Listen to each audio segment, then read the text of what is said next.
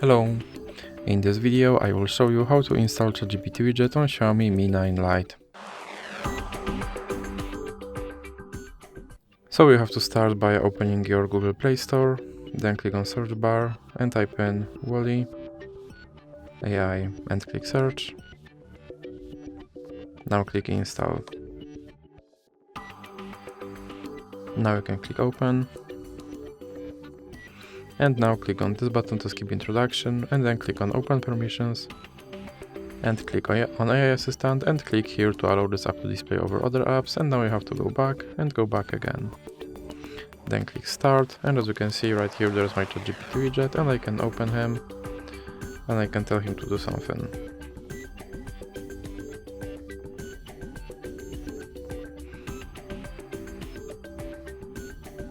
As you can see, he responded, and if you want to remove him from your screen, simply drag him into the X icon in the middle.